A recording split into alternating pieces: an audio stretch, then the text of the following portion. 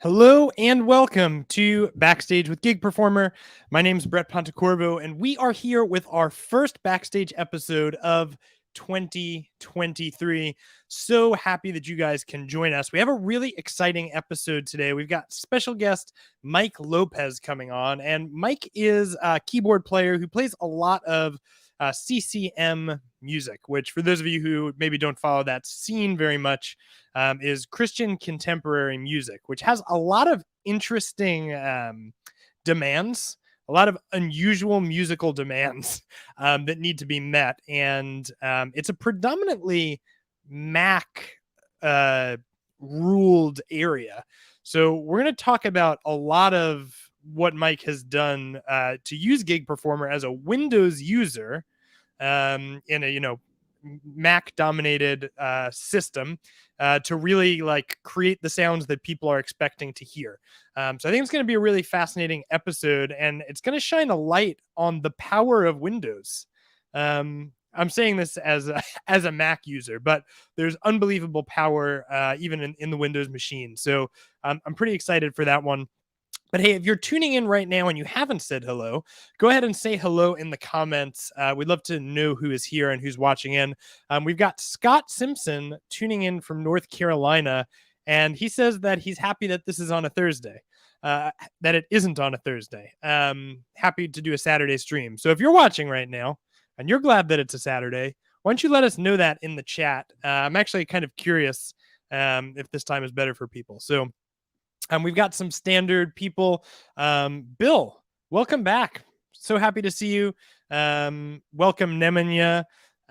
Marty Wade, former Backstage guest. And actually, we have a video coming up from Marty very soon. So Marty, thanks for popping in. Really happy to see you. Corne, so happy to see you. Welcome to the stream. And we've got co-founder David Jameson in the chat right now, which I'm hoping we're going to get a demo of the Eigenharp in Gig Performer on one of these live streams one day. We'll see. We're working on it. But okay, without further ado, I'm going to bring in Mike Lopez. We're going to talk about what he is doing with Gig Performer. Oh, looks like we've got one more guest. I'm going to learn how to say that name at some point. But we're so happy that you're here. Mike, welcome to Backstage with Gig Performer. How's it going, Mike? Good. How are you? Doing good, man. I'm happy to have you on. I'm like, I love talking about CCM music because my head is like so there all the time. Right. And it's good to see Gig Performer being used in that genre. So I'm like ready to jump at the gun. But for those who don't know who you are and what you do, can you give us like a general overview? Who are you and what do you do and what do you play and all that good stuff?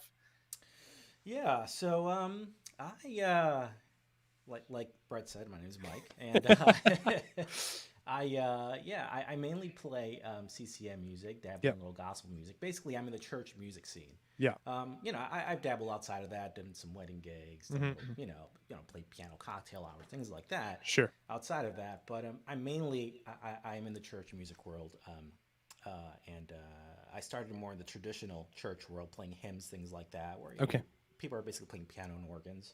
Yeah. Did you start on organ? I started on piano. Okay. Yeah. Okay. Yeah, playing a lot of hymns on piano when I was younger, and little, of course, as the world shifted, people started playing more what we call CCM music in churches. That music involves a lot of electric guitars, a lot of synths, a lot of loud drums, and very different from traditional church music. So, something like Gig Performer is perfect for that because you're able to have all your synth plugins in there, and yeah. But can you boost your mic just a little bit? I'm like, as I'm listening to you talk now, I'm like, I don't know if you have a knob on that, but I do. Just give me 1 second. Sure. This is the power of the live stream right now. We all know where your audio interface is now located. Yeah, it's right back there. All right, how does that sound? It's perfect. Yeah. So yeah, the like, and I guess it depends kind of where you are and all of that stuff, but a lot of churches are playing a more modern sounding version of similar tunes, right? Exactly, exactly. So it requires, I mean, it's interesting. It's actually even changed the way like you play piano, Oh, absolutely. just in terms of like, the like a really nuanced, really beautiful piano is way less impactful in a rock band. Yeah. Yeah, like absolutely. like it Yeah. has to do its function, which means the piano sounds that you even trend towards in this setting, or at least for me, like a lot of them are a lot more aggressive. like Absolutely. Yeah. yeah, I think even there's one of the big keyboardists in this genre for one of the big churches that play this music. I heard him in an interview say, "I don't want my piano to sound like a real piano." yeah, yeah, yeah. He adds all these synthetic tones to it. You know, they tend to compress their pianos a lot, really Yep. boxy, reverby, Yeah. ambient pianos. In gospel music, they tend to layer pianos with a lot of EPs and a lot of. They even like prefer a slightly faker sounding piano. hmm hmm Um, so it's Yeah, very and the interesting. compressors start to actually become part of the instrument. Like you, Oh you yeah. set them up in such a way that like depending on how hard you hit the key, the compressor is going to add more junk, more distortion, you know, Oh to your yeah. sound, Yeah which yeah. I think usually, I shouldn't say usually, but in a lot of like typical piano setups, the compressor is very light. But the stuff that is being done in CCM, it's like the compressor is so serious. Oh yeah. They go to town with it. I myself, Yeah. I compress my piano quite a bit. I try and ease back on it a little bit, but I do have a button that I hit when I layer in my CP70 layer. It Mhm. does boost my compressor and it does layer an EP. It's a very synthetic piano sound Mhm. um, to kind of get that big lead piano sound that you look for in that genre. Yep. Um, Yep. And it's it's sort of perfect. like sometimes the piano is almost like a second guitar. Like Oh yeah, absolutely. Yeah, it doubles a lot of guitar lines. yeah, yeah. A lot of times, the guitarist at the church I play at, he'll look at me and he'll say, "Hey, can you double that line that I'm playing with hmm one of your like big piano patches?" hmm hmm And I'll be like, "Sure." Yep. It's a very big thing. A lot of layering with the guitars, very big, very ambient. Yeah. Just almost like you have to sound almost like a U2 or a Coldplay, just some really big, like it's simple melodies, but they just have to sound really big. Yep. I feel like unbeknownst to most of the world, it's like this sound is it's U2, it's Coldplay, and the Killers. I feel like those three bands. All right, anyway, they influence it heavily. Yeah, yeah, they um, definitely do. which is pretty wild. So there's some other like unique. Oh, this is interesting. Sorry, there is somebody just put in "Merry Christmas" to all Orthodox Christians using Gig Performer. Yes, and one of the co-founders would have been celebrating today. So Merry Christmas to anyone who is celebrating Christmas today, because today is Christmas for some people. So Merry Christmas to those who are celebrating. Um, there are some other interesting kind of components of playing CCM. One of them is the lack of silence. Yeah, Can you talk a little bit about that? Because it's a bit of a that unique demand, I think. right. Yeah. So usually in a regular band, you start a song, you end a song. There might be a blurb in the between songs, or you might just Yeah, start the next song. yeah, But basically, it goes from one song to the next song to the next song. You yeah. kind of stop the last song and then you go. Generally, in CCM music, you're not stopping between songs, and what I mean by that is there still needs to be some kind of like ambient like pad or something to really transition you to the next part. Yeah. A lot of times it almost doesn't even sound like the this song changed.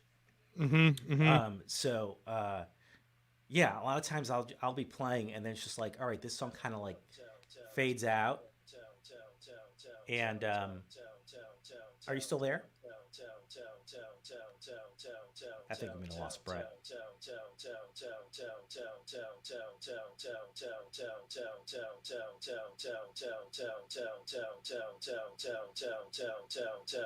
Anyway, like I was saying, I'm hearing this weird sound. Hey, Mike, can you hear me now? I do hear you. Yeah. Fantastic. You can keep going. I think I just lost my camera feed, which is what it is. Okay. But Okay. I'll get it fixed, and then you'll see my face again. All right, all good. So like I was saying, yeah, a lot of times you finish a song and the song doesn't really end. I'm still kind of playing piano, playing the chords of the piano, improvising. I mean, heck, they might even go into a prayer, Yeah. into a scripture reading, Yeah.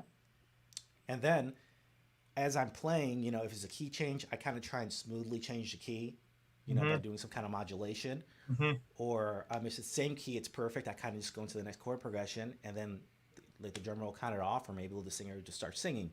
So it flows a lot. It tends to flow a lot. There's not a lot of abrupt stops. So it's a very unique kind of situation Yeah. where I can't have any kind of breaks in the sound, and I just need to be able to play my next patch without any breaks and just be able to go into the next thing very smoothly. Yeah. Yeah. It's pretty wild, and I don't know if you touched on this while my camera went out, but your set list is also just miserably useless most of the time. Yes and no. Okay. And we'll talk about it when we get there. But Yeah. I Yeah. mean, 90% of what I'm doing is in the global Rackspace because of that. Yeah. Yeah. I do use the local Rackspaces a lot Okay. because I do have to pull in other patches that are really specific to specific songs. Yeah. And also, I change a lot of parameters in my global Rackspace from my local Rackspaces. On top of that, we use the click track, the metronome, in Git Performer because we use a lot of tempo-based effects. Okay. And guitars for delays and things like that, and myself for my tempo-based effects. I need, needs to be to a click. So I create songs in my set list just so I have BPMs for every song. Gotcha. Even if I use the same exact patches for every song that day. Gotcha. I need to create the song just so I have the tempo for that song. Makes a ton of sense. I've done that a bit too. And at some point, I think I just ended up using a tap tempo because sometimes I don't know if this happens to you, but there have been many a week where we get through rehearsal, the first song starts, and then we don't do any other songs on the set, like none. Oh, yeah, absolutely. That happens all the time. That happens all the time. Sometimes it's just like, all right, there's no time. Maybe we didn't have time to go over the songs. Maybe the songs didn't work out. Maybe someone didn't show up because they were sick. So now we can't do this song. So we're depending on this person for that song. So, all right, we're nixing the whole set list. We're just doing a couple of our standard songs that we all know. And I do have a tap tempo specifically for those instances. Yeah. We got a question coming in from Bill. You want to talk a little bit about this? Some bands have a keyboard player who primarily plays chords. Yeah, I mean, you see it. I mean, yeah. A lot of times you'll have keyboard players, and depending on the type of church, like if you at CCI Music, you'll have your main guy. He'll be playing piano sounds. He'll be mainly playing piano, and the second guy will mainly play like pads and any other kind of synthetic sounds, like any kind of synths and things like that. So, and usually that's the person that has the laptop with all their synths and plugins, and the first guy, the piano player, sometimes just play digital piano, like a Nord or something like that. It's kind of interesting. I'm like, with software now, this isn't totally necessary most of the time, but some people still do it. So yeah, I mean, it depends. I mean, sometimes what you're playing requires 3 hands or 4 hands, especially nowadays. CCM is so layered. If you look at any of the stems for this music, there's like 21 guitars, 10 keyboard parts. Yeah. And a lot of people that want to really nail the parts, a lot of times require second guitarist, second keyboardist, and even then they can't even nail all the parts. There's too many parts, too many layers. Yeah. But I know one really big church that tends to do that is I think Elevation Church. They have a their synth tracks guy, are wild. Yeah. and they have a keyboard guy. He'll play like a lot of the EPs, pianos, and there's another guy. He's completely dedicated to synths, pads, like literally everything else, and that's all he does. And those two guys work together, and they're like, all right, I'll cover this part, you'll cover that part. So it does happen in gospel music. It happens a lot too. I've dabbled in that world just a little bit. And you always have an organist, a Hammond B3 organist, Mm-hmm, and then you mm-hmm, always have a keyboard guy mm-hmm. playing like a workstation or something, or using laptops Yep. Yep. um, to play all the other sounds. Yep. Are you using any kind of looping software? Would that even work in a live service? Yes, it can. I have Yeah. friends that have done it. As long as you're on a click, Right. right? You can have a little like melodic loop that kind of plays a melody that works on like most chords Mm-hmm, on the diatonic scale, so to mm-hmm, speak, you know. mm-hmm, But yeah, I have friends that I don't do it much. I do use Ableton Live for mm-hmm, backing tracks, which mm-hmm. sometimes has loops on it. Um, but that's kind of a separate thing. I don't even use Ableton Link much. Usually, Ableton's it's on living on its own in its Mm-hmm. own world on the same computer. Um, but yeah, I know a lot of guys that do use loops. A lot of guys use pad loops or Yep. what they call drones in the CCM world. We're calling them drones, Mm-hmm, or they'll just be like this ambient, ethereal kind of pad that kind of lives in the background of the whole song, just to mm-hmm, kind of fill it in, especially if you don't have a lot of musicians. So a lot of that stuff is used. I don't use much of it. Sometimes I'll latch my pad using the Omnisphere latch function, mm-hmm. especially if I'm playing something else and I don't want too much. What's the word I'm looking for? Um, yeah, because sometimes if you're playing piano and pad or piano and strings and you're trying to play too much like a pianist, it gets muddy. That's where I'm looking It's for. muddy. Yep. So I'll latch my pad sometimes, but yeah, it's used. I don't use that as much. I kind of want to start using it. Mm-hmm, I was kind of looking at the MIDI file player. mm-hmm, mm-hmm. Maybe I'll loop. I was looking into looping things in there, but Yeah. I still have to experiment with that. So Yeah. Yeah. I think like with everything is so contextually driven. yeah, So okay, I feel like we've kind of painted a good picture just about some of the like uniqueness of what has to happen. So the world is very dominated by MainStage, I would say, is the main software. Um, and you're a Windows guy, yeah, so talk to us about your discovery of Gig Performer. Were you going to use a Mac? How did you end up? What did you do before Gig Performer? Like, give sure. us your software journey here. Yeah, so I started on workstations and hardware keyboards like everyone else, Yeah. and there came a need where I needed to run backing tracks in Ableton. Mm-hmm. So of course I became that guy. Mm-hmm. I got Ableton Standard. Started running backing tracks. Uh,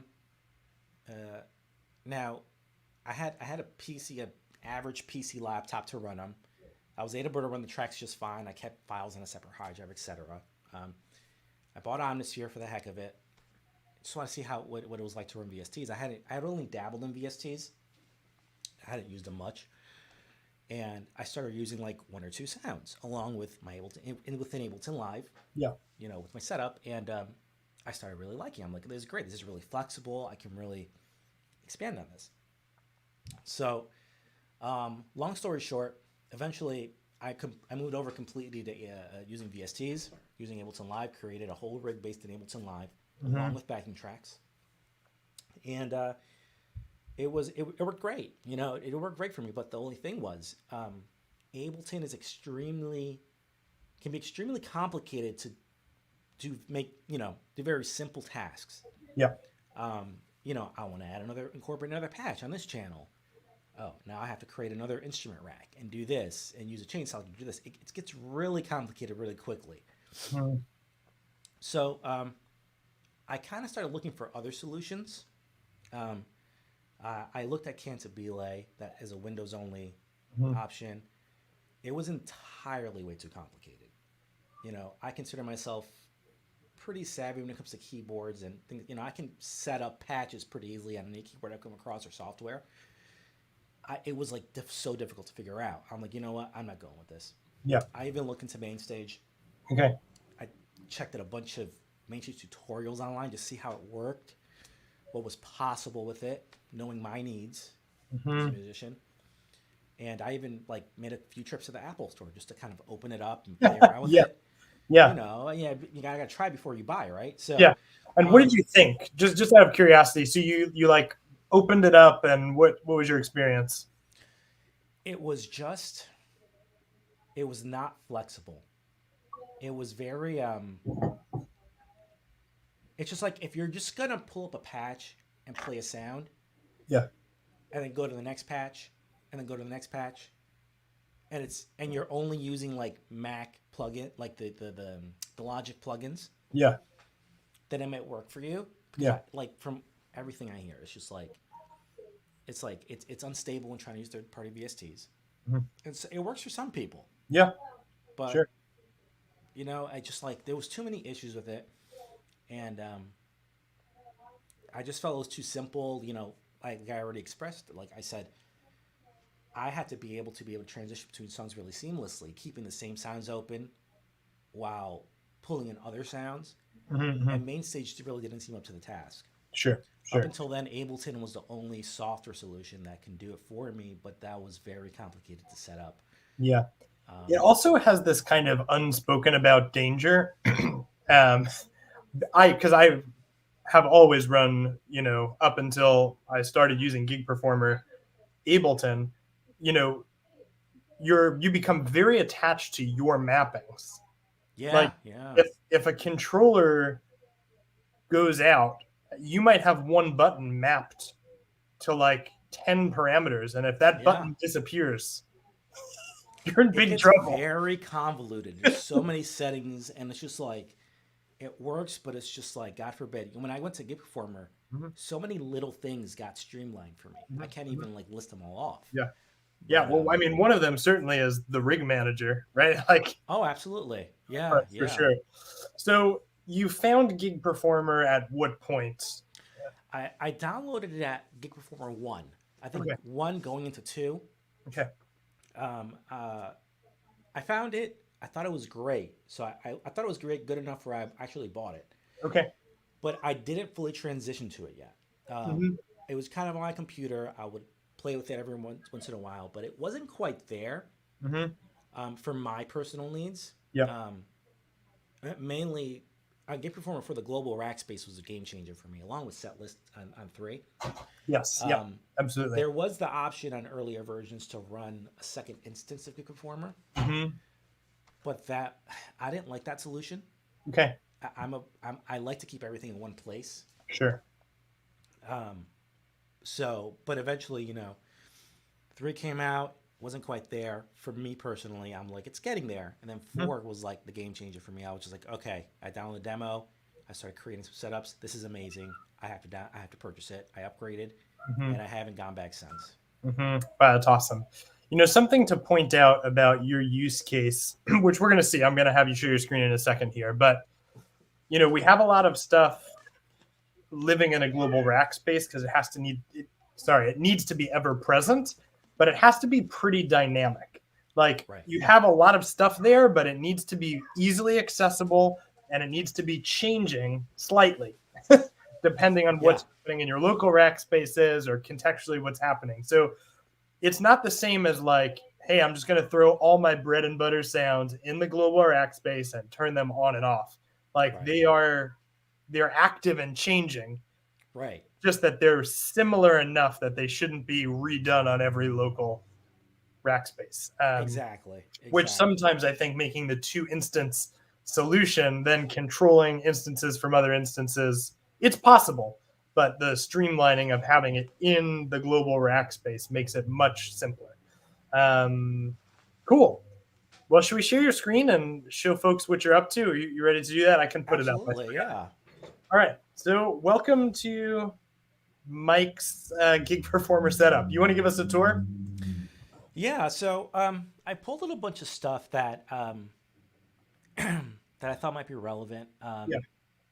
Now, here's my global rack space. Yep. You'll see on here I have a section for my piano. Yep. A section for my pad sound, and a section for my. This is basically my master bus. Yep. Essentially. Mm-hmm. And for those of you that don't know, in CCM music, your piano and pad is your bread and butter. It's just like when you're playing this music, you have to have a piano, you have to have your main piano sound, your main pad sound, and variations of that.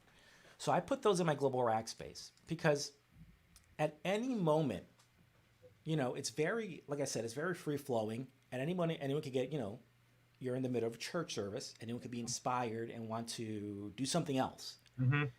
And I can't go looking for different rack spaces to be able to pull up with a patch that I need. Yes. I just need to be able to go, all right, piano on, pad on. I don't know if you could see, I just turned them on, the blue and yellow buttons. Yep. Right here. I just need to be able to turn those on with my controller, or turn one or the other off, and just go start playing it. Yep. And maybe even turn off whatever I have going on in my local rack space, because I don't need that right now.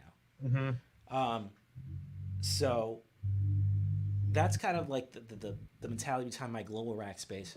Now, I have a few things going on in my local rack spaces, which I guess we could talk about my global rack space first, at least the wiring. Sure. Yeah. Sounds great.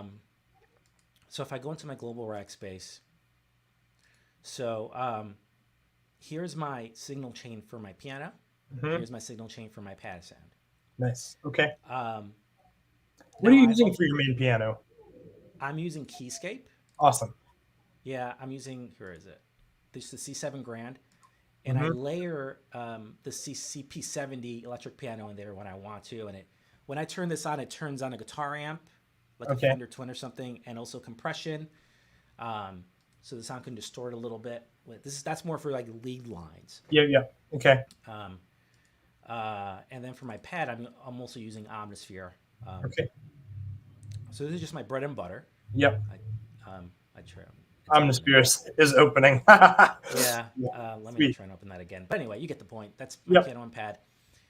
Yeah. So basically, my piano, and I'll talk about what's going on up here, because that looks a little funny up there. So I'm sure some people are curious. But yeah, it goes into a reverb. I'm using Valhalla reverbs because they're amazing, and everything goes into a filter, because at any point I want to be able to filter up, down my sounds. Yeah. Can you demo? Can you show folks who maybe are not super familiar with that, what that sounds like? Like, can you just play your sound and filter it down for some sure. of you? And basically all that is let me go back into here. Set list. So if I'm playing piano,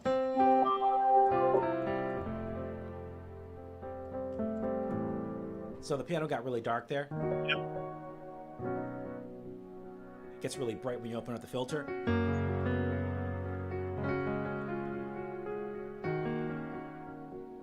So that's a very popular thing to do in this type of music, where on verses or very subdued parts of the song, you kind of just you pull the filter back, and you get this very this dark kind of very soft piano. And the same thing with the pad. I mean, but that's more common with synths. The Lopez filter is more common. Yep. Etc. So you get a lot of range of sounds possible just from those two patches with your filter. Exactly. Yeah. And I also have a master bus filter. Okay. Where that I can control my pedal. I have my pedal. You can see my pedal up on top in the local rack space, moving my master filter. Aha. So I can be I'll be playing on a really high chorus, right? And we'll be and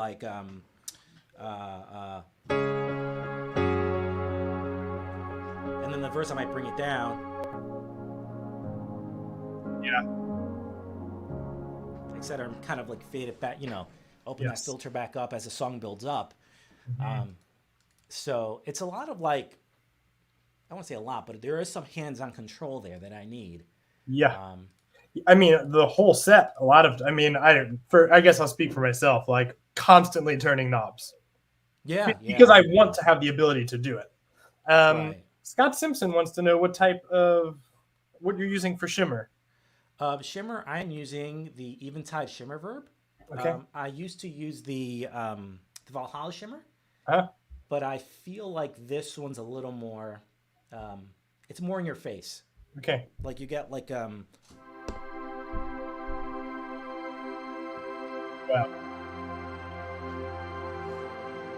You get a really cool shimmer out of this one. And how many different pad sounds might you use on a given Sunday? Just one. Okay. I just have I'm lying. It depends on the song, but I have my one main pad, and if I want to change the sound of that pad, I have my Lopez filter that can change the sound. Yep. Shimmers that can change the sound, and I also have something called LFO tool Yes. that creates a sidechain Mm-hmm. on my pad. So if I turn on my click, you hear this. Oh, I gotta turn it on. I'm sorry. Sidechain on.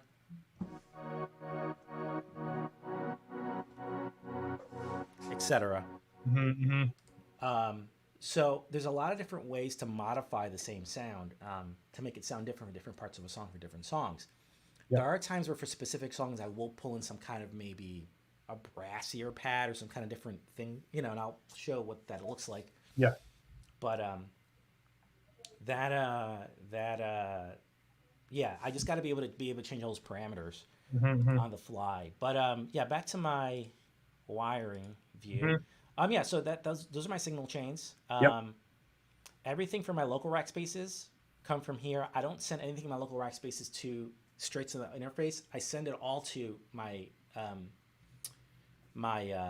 global Rackspace, because then I want this master bus filter to be able to filter everything in my setup if I want to. Yep. To kind of create that that dynamic performance. Yep. And I have a master volume fader here, which I use for some fade-ins, which I scale so I don't make it so it doesn't peak. It has like a maximum volume on there. And then I have a MIDI out. That's just for loopback, because I send that to mobile sheets, as you can see here. Nice. To read charts. Okay. Also Foursquare on my iPad, so it can send it to both of them simultaneously. I don't use a lot of charts, but when there's a song I'm really unfamiliar with, I don't have a lot of time to practice, I will use either mobile sheets or Foursquare.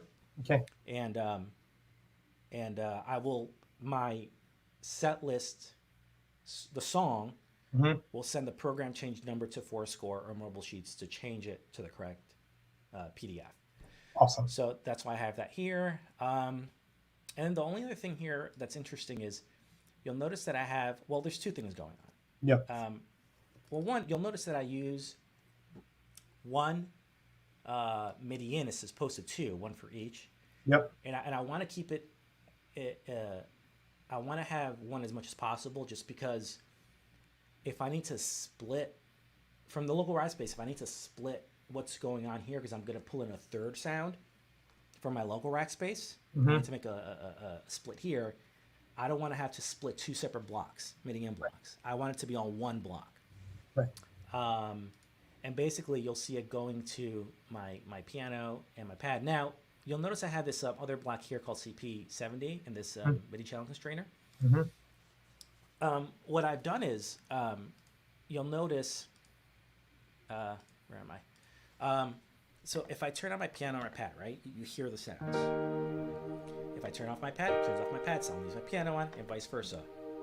Now, I have this CP70 layer to create kind of a lead piano sound. It's a layer that goes on top of my piano sound. And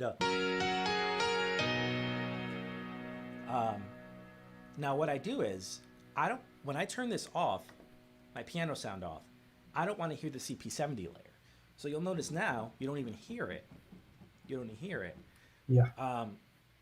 So the way I was able to do that was, on my piano, in Omnisphere, I have my main piano on my first slot, CP70 in my second slot, and then in my multi, I just create like this on channel 1, this on channel MIDI channel 2, and then I turn them on and off via live mode, as you can see.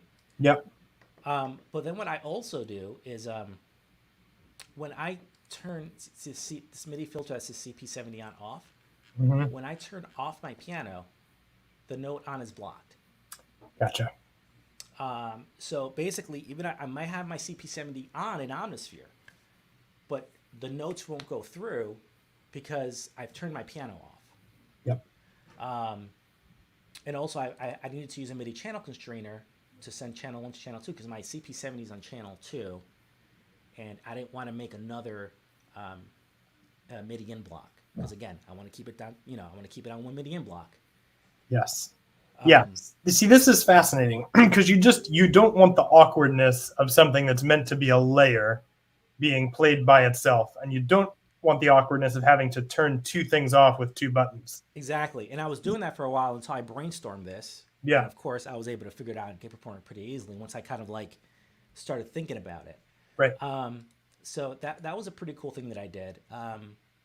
The other thing here is I literally just created this week. Awesome. I'm using RipChord on some of my local Rackspaces. Okay. And I'm sending MIDI from my local Rackspaces from RipChord to my global Rackspace via OSC. I used one of the blogs on the Performer website to learn how to do this. So basically, this block is doing all the same things this one's doing. It's just sending MIDI to the 3 places I need to go to. Mm-hmm. And on my local Rackspaces, I've got, and I'll show you right here.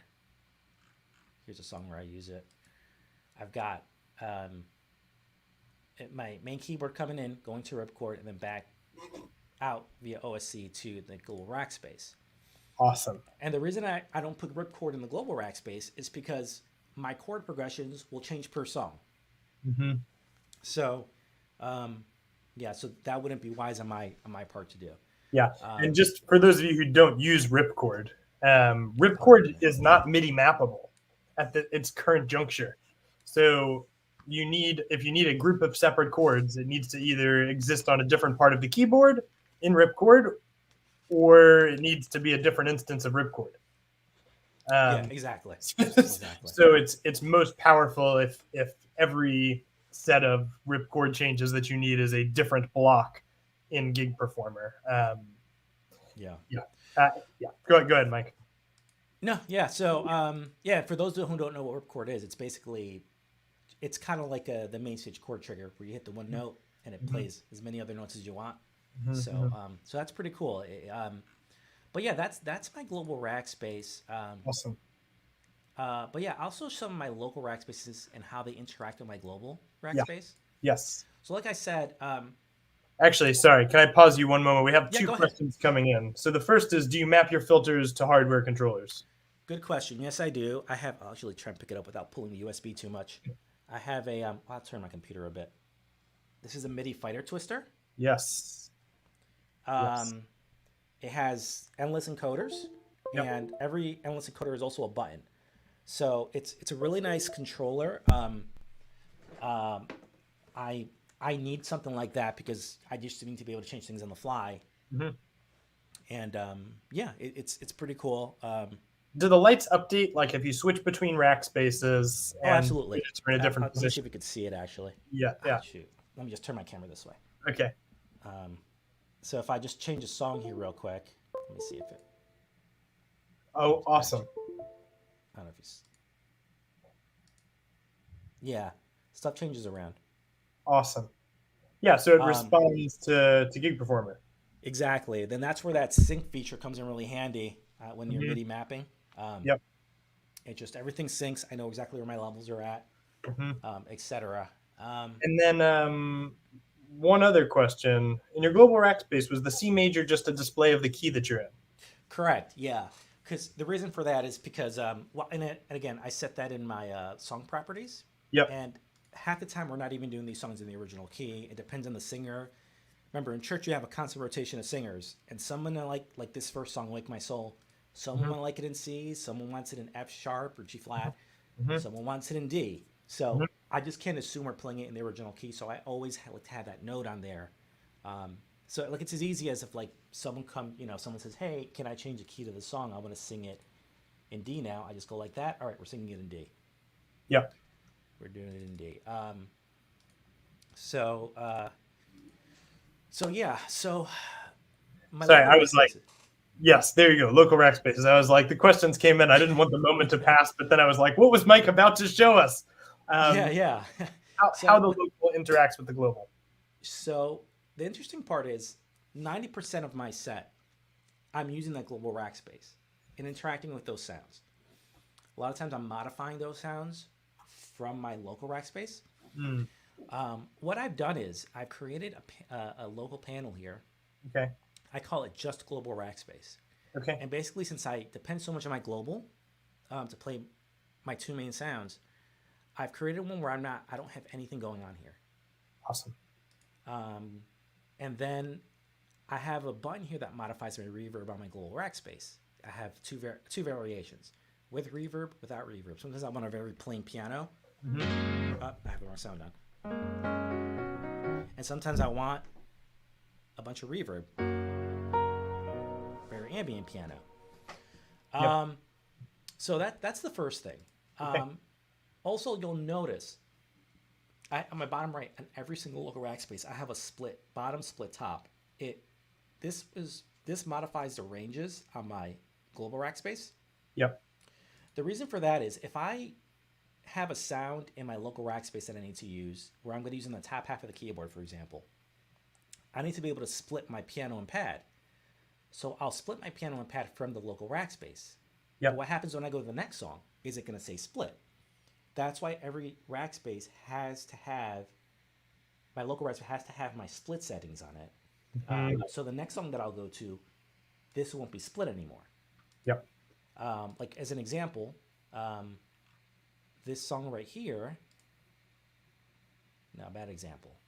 I can't find an example right now, but you get what I mean. So yeah, right here. Oh, yeah, there you go. This is split. Okay. Right? This is split. See how it split me down here? Mm-hmm. Because I'm using this synth that I've labeled here. And then when I go to this song, it goes back up. It unsplits again, and I can use my piano and pad throughout the whole full range of the keyboard. So that's what I'm talking about. My local Rackspace modifies a lot of the parameters in my global Rackspace. And for somebody who might want to set that up, how did you go about that? So basically, when you in your global rack, you want to copy and paste, but there's a specific way. When you grab, you hit copy on a widget, Mm-hmm. right, in your global Rackspace. Mm-hmm. But when you go to your local to paste it, you want to hold Shift while pasting, and then what will happen is it'll automatically be mapped to that global Rackspace parameter. So you'll see here, it's mapped to global Rackspace, split bottom. Yep. So you just hold Shift when you're pasting. Exactly. Yep. You might be, I think you can select it in the drop down, but that. Well, there's another, you can also assign it a global parameter, but this, what you just showed, is by far the most efficient way to do it. Oh yeah, it's super easy. It's copy and paste. Just make sure you hold the Shift. That's all. Yeah. So yeah, that's the main thing. I have this empty global Rackspace, local Rackspace. If that makes any sense. Yep. And then I have a bunch of other stuff. I have like a B3 organ, Celeste, some strings, some very song-specific patches. Like this song is called "Faithful to the End," and it has a very specific patch for that song, etc. And I could show you what that looks like. Now, here's the other thing about my Rackspaces. Since everything is so improvised a lot of the time, you know, we'll work on the songs. We'll say, all right, we're going to do intro, verse, chorus, bridge, outro. But at any given moment, they can say, repeat the bridge, repeat the chorus. Let's go back to the first verse. Yeah. So I don't have a lot of song parts per se. Right. For songs I do. But what I tend to do a lot is, and I'll show you here. This is a song where I pull in strings, and I'm using my foot controller that I'm hitting with my foot. This is just a representation of my pedals is all. Yep. I use my foot controller, so if I'm playing this song, I don't even remember how to play this song, but we just change them so often. Yeah. But if I'm playing this string patch, and then at a certain part of the song, the string comes in, instead of doing some other Rackspace change, I'll hit this. I'll bring in the string patch. Yep. Then I can turn it off when I don't need it. Yep. So I tend to do things like that a lot. That's kind of a cool trick there. So I'm assuming, can you just show how you map that to your foot switch? Because you had to set that up to be momentary to toggle, right? Right, yeah. So what I did was on the MIDI mapping, I went momentary to latching. Yep. That's my MIDI. And then, I don't know, but yeah, that says momentary touch, but for some reason this overrides it. It's the momentary to latching. That's the money there. So it makes it so that you can use whatever, a sustain pedal if you wanted to turn widgets on and off. which Right. can be really nice. It also means that you can use it for something else. You can use it as a sustain pedal somewhere else if you wanted to. Well, Um, yeah. good. The interesting is this little box that says pedals kind of reflects what I have on the floor in front of me. I have Yep. a Yamaha FC7 expression pedal and one of those Boss FS5 foot switches, whatever they're Okay. called. Yep. And basically, what the cool thing about Gig Performer is the function of these can change on a per song or per Rackspace basis. Yes. So if I just go down my list here, now I will say by default, if I have no other function for these for a specific song, I will just default them to master filter and to next Rackspace. Gotcha. But like for this one, well, I put like a little LED light, but it basically represents my pedal. That turns on my sidechain pad. For this one, I just next. For my organ, for like this song, it becomes my organ swell pedal and my fan speed on the Leslie speaker. Yep. So like, you know, it changes per song. Mm-hmm. And I do like little things like on this song, I'm playing an organ patch. So I make sure to turn off my pad because on the previous song I had had my pad on.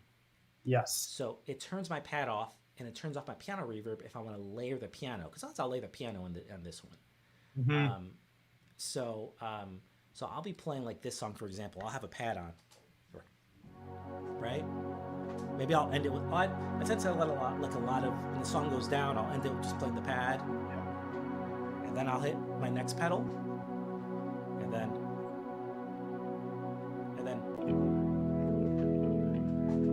that was a bit of a sloppy transition. Yeah, because it keeps the same. But I think it gets the point across that, like, you know, you end one way, you move to the next set, and all of your controls changed to make sense for where you are now. Exactly. My pad turned off. You don't hear it anymore. You just hear my organ.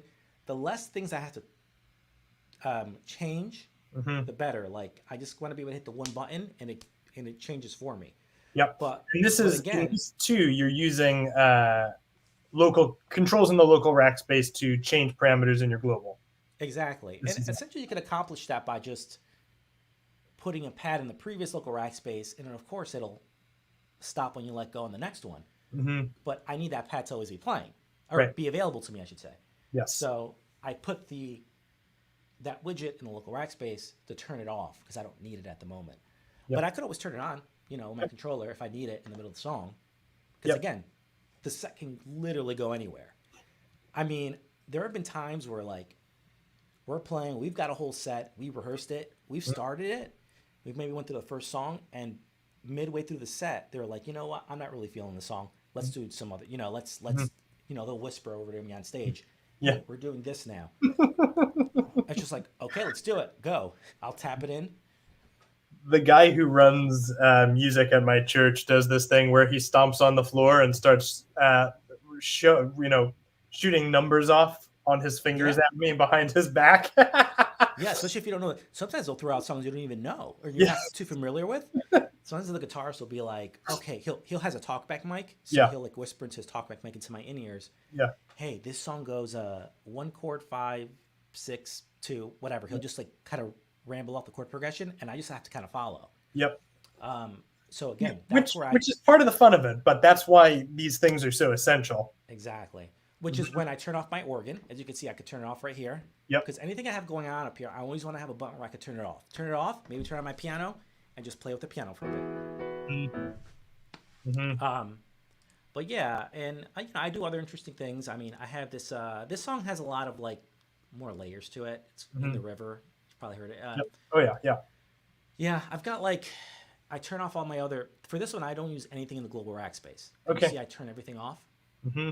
And then what I do is, I've got this like super compressed, upright, fake sounding piano. I don't know, that's crackly. I don't know if you can hear that. Sometimes when we're streaming, it does weird things with the audio. Yeah. But basically, I do that, and I could turn on my sidechain pad, and I also have a top layer where I have like this like a Coldplay type dulcimer type thing. That's very like. For that oh my gosh! I feel like the dulcimer sound it's so stereotypical of exactly what it is, right? When you hear Exactly. it, you know right away. I'm like, it's like Bethel circa, I don't know, 2012, Oh, absolutely. which is hilarious. Oh, they Uh, love it over there. Yeah, and it's in a lot of the, and you got to play that riff. you have to, yep. Do you bypass your plugins, or do you just bypass a plugin to turn it off? No, because I want the sound to ring out. Yeah. Like I want it to stop when my fingers come off the keys. So I use, um, for a lot of them, I use if I'm using Omnisphere, I really like the live mode in Omnisphere. Mm-hmm. So I tend to use that to turn off and out. But for some patches, I do use MIDI filters, the Note on MIDI filter. Mm-hmm. And when you use that, it lets you seamlessly transition without it cutting off. Yeah. Why does it do that? For those who don't know. Because basically what you're doing is when you're turning on Note off, and you can also access this through a MIDI filter. Mm-hmm. You're telling your MIDI to not take any. You're blocking any note on notes. Mm-hmm. You know, so you may be holding a note. You block note ons. That note will still sound because you're holding it before. You activated it, but the note off still passes through. So when you let it go, the note will turn off. Right. So MIDI is always going to have like a couple of different things happening. When you hit a key, there's a message that says note on, right, which will tell you this pitch at this velocity or volume, right? And then when you lift the key, it's going to send a note off message, which is going to tell whatever plugin you're controlling to stop creating the sound. So if you just block the incoming notes, you're going to get the smooth off, which this use case applies a lot more directly when you're not switching rack spaces, because Gig Performer allows you to have the patch persist that you're creating by blocking note on, moving between rack spaces. But if you're just in a single rack space, then blocking note on messages is the way to get that patch persist feeling without having to use multiple rack spaces. Absolutely. Yeah, it's the best way to do it. I have to be, when I'm turning on and off my patches, I need to have a quote unquote patch persist there, because I don't want, like I said, everything is very flowy and nothing. There could be no abrupt stops. It just has to be like one thing. But let's see. I mean, I guess there's a couple examples. Like there's like times where I pull up a patch, I turn off my piano pad, there's no volume coming out, but that's because I'm fading in a sound. Gotcha. So how are you handling this one? This is a ridiculous song to play. I play it the way it's played. Yeah, it's actually not that. It's very deceiving, but basically I fade it in, watch. And I'm actually playing all this. Okay.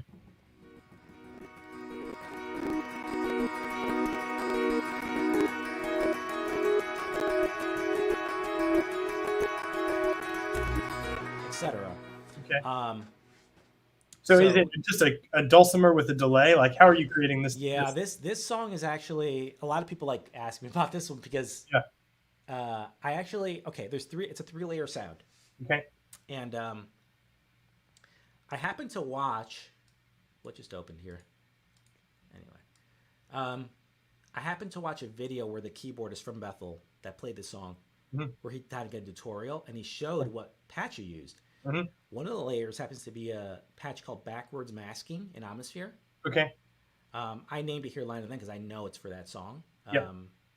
But it's basically that patch. When you play it, like, oh my God, it's the patch he used.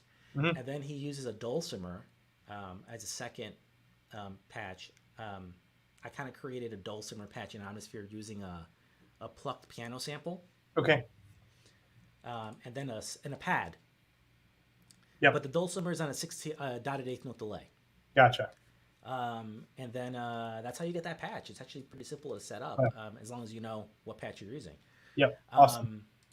But yeah, that's one case where I do that. And then I use a master filter on my foot controller, on my expression pedal, to kind of like, so after I play the intro, I'll use that because I want to be hands-free, right, from having to control things. So I use this a lot where I just kind of pull it back. So after the intro, I'll be like, where am I?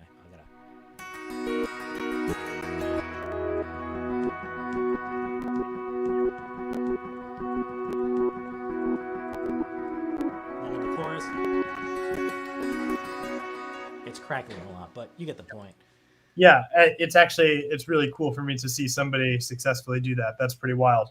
I always track it because I'm like, I never know how to recreate it. So I just always am like, no, it's very hard to figure out. I just only figured it out because I saw the one video on the guy explaining it. And I was yeah, like, yeah, that's how you do it. I love it. Love it. Yeah, besides that, I would say I mean, I have some other patches that I'm using. I mean, they're just like song specific patches. Again, they turn off my piano and pad, and I'm playing the patch I need for that song. Like there's patches like this where all I'm doing is turning on a bunch of parameters in my Global Rackspace. Like on this one, remember the worship leader and the guitarist were like, hey, listen, on the choruses, can you make your piano sound really big? So I'm like, well, if I turn on my CP70, turn on the sidechain, like just turn on a bunch of things that I have available to myself right here, I can pull it off. Yep. But then I was like, I was hitting too many buttons. So I quickly copied and pasted using Shift over to my local and grouped them, use the grouping function. So when I hit one button on my foot controller, it turns everything on. It's so nice. So like I have a sidechain pad going. So it's like, so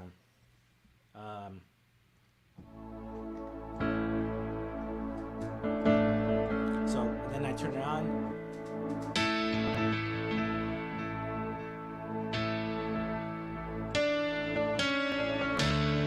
Etc. I turn on the sidechain on the pad, turn on like a dotted eighth delay, it turned on a bunch of stuff just by me hitting the foot pedal. Yep. And for those of you who may not know how to do grouping, can you show that? It's a pretty quick process. Yeah, no, it's super easy.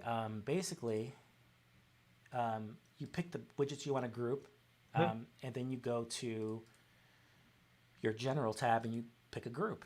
Yep. And then you'll see there's Z's on top of all these, over all these. Yep. And basically, but like if you want one to turn on, one to turn off, you can invert the what do you call it? The value, the widget value. So you could do that here. Yes. Yeah, so that's that one. And then the only other thing I would say, this is one where I actually use two rack spaces. Because I go with the intro, I go.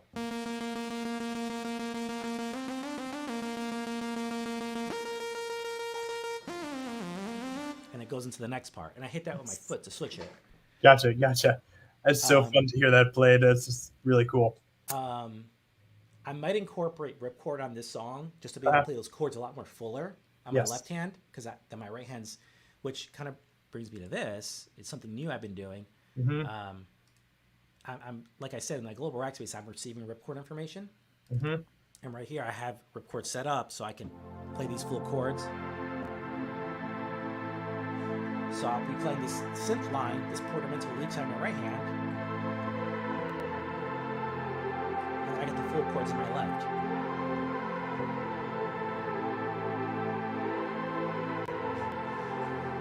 Etc. RipChord's a great tool. RipChord's also a free tool, so if you don't have it, worth grabbing. Yeah. No, I'm super excited. I figured out that OSC thing this week to send the MIDI over, because I'm going to be going back to a lot of my songs and incorporating RipChord where I'm going to be playing the right hand lines, and I'm going to play fuller chords in my left hand, because unfortunately I don't have 3 hands. So. Yes. We'll work on it. Yeah. Dan wrote in and asked what foot controller you use. I feel like you maybe mentioned this, but now I use a I'll pull it up for you. I'll unplug it for a second. Yeah. I got a little plywood board, 4-inch plywood board, and I velcroed my Yamaha FC7 expression pedal and a Boss FS5U, and I have this little cool, nifty thing called a MIDI expression something. It's played by AudioFront. It's basically a pedal hub, and you can plug the 4 pedals on it, and then it goes out the back USB to your computer. Awesome. Which is pretty cool. So awesome. Yeah. Something like that can be super useful. Just kind of keep everything, it's like, having a hub. It's like having a USB hub, except it's for your foot controllers. Exactly. Yeah. It's a time saver for me. So absolutely. All right, friends, if you have any questions for Mike about anything that he's doing, feel free to ask those in the chat. But while we're waiting on those questions, Mike, if you were going to give any gig performer user some tip or advice to get started with gig performer, what would you say to them? I would say don't get bogged down by so many of the features. Yeah.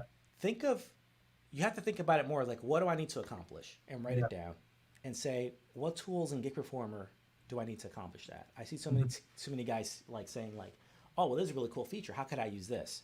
Mm-hmm. It's like, no. What do you need to accomplish, and what tools do you need to get there? Yeah. And there are features I haven't touched in Gig Performer just because I don't need them, and I won't touch them until I feel I have a need for them. Mm-hmm. So I would say that's the biggest thing for me. Yeah. Yeah, I love that. I feel like everybody who's playing music for real gives me the same answer, and it's the one that you just gave. And I'm like, yeah, it's because it's all about getting the output, right? It's your tool to perform music. So if it's working, then it's working. Absolutely. Well, Mike, thanks so much for coming on. Really appreciate it. Oh, we got a question coming in here from Scott. How do you map the MIDI note off to a widget, and how did you set up the LFO sidechain feature? I guess this is two questions. Yeah. MIDI note off to a widget. Let me. Go ahead. I could quickly show. Yeah. So basically, on where is it?